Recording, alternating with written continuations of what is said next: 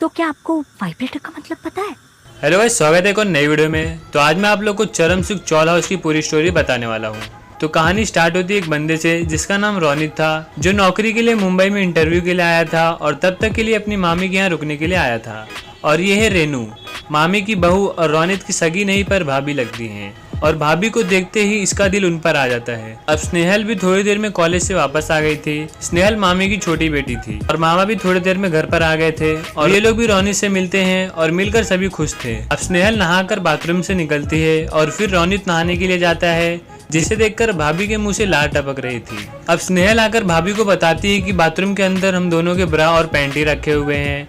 तो भाभी बोलती है अब तक तो उसे हमारे गोले के वजन का अंदाजा तो हो ही गया होगा। अब रोनित भी अंदर इन दोनों के ब्रा के साथ ही लगा हुआ था। अब बाद में भानु भैया भी घर आ गए थे और वो भी रोनित से मिलते हैं। अब रात को सब मिलकर खाना खाते हैं और थोड़ी बहुत बातें करने के बाद सब सोने का बंदोबस्त करते हैं। और मामा रोनित को बताते हैं मुंबई के घर छोटे रहते हैं तो छोटी जगह पे ही हम एडजस्ट करके सो जाते हैं और प्राइवेसी के लिए बीच में पर्दा लगा देते हैं। अब सोने के टाइम भानु और रेनू भाभी उसी पर्दे के बीच जमकर सेक्स करते हैं, जिसकी आवाज सभी को सुनाई दे रही थी और रोनित को भी इनकी आवाजें आती हैं और ये सुनकर ही ये मजे लेता है। अब अगले दिन भानु और मामा काम पे चले जाते हैं और स्नेहल भी कॉलेज चली जाती है और रोनित भी इंटरव्यू पे जाने के लिए रेडी था। और जैसे ही भाभी इसे खाना देने आती है, ये तो अलग ही खो जाता है और कुछ भी इमेजिन करने लगता है।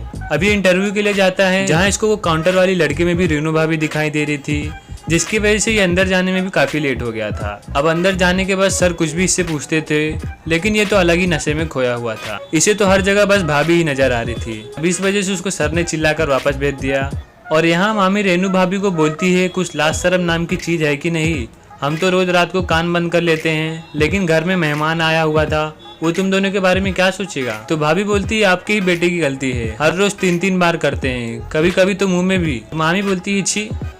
बाद में स्नेहल भाभी को पूछती है कि आपको वाइब्रेटर के बारे में पता है? तो भाभी बोलती है नहीं। तो स्नेहल उन्हें कियारा वाला वीडियो दिखाती है और बोलती है इसका एक देसी जुगाड़ भी है, बैगन। भाभी बोलती है हाँ ये बिल्कुल सही रहेगा। अब रोनित वापस आ गया था और बोलता है आज इंटरव्यू नहीं हो पाया है, कल है। और उस समय घर पर कोई था भी नहीं। तो रोनित पीछे से भाभी का हाथ पकड़ लेता है और फिर उन्हें चूम लेता है और भाभी भी मान जाती है। और भानु भी घर आ रहा था और वो जस्ट पहुंच ही गया था। और जैसे ही वो दरवाजा खोलता है कि तब तक रोनित बाथरूम में जाकर छुप गया था। और आते ही ये भी रेनू के साथ शुरू हो जाता है। तभी अंदर से कुछ आवाज आती है। तो रेनू बोलती है मैं यही बताने की कोशिश कर रही थी, लेकिन आप तो रुक ही नहीं रहे थे। अब शाम को खाने में बैगन बना हुआ था। तो मामी बोलती है बैगन तो भाभी को नहीं पसंद। तो स्नेहल बोलती है भाभी को इसके फायदे का पता चल गया है। अब रोनित भानु को बाहर ले जाकर उसके ड्रिंक में कुछ मिलाकर उसे पिला देता है। और जब ये उसे घर लेकर आता है तब तक सब सो गए थे और ये भानु को बाथरूम में ही सुला देता है और खुद भाभी के पास आकर जमकर सेक्स करता है और दोनों खूब इंजॉय करते हैं।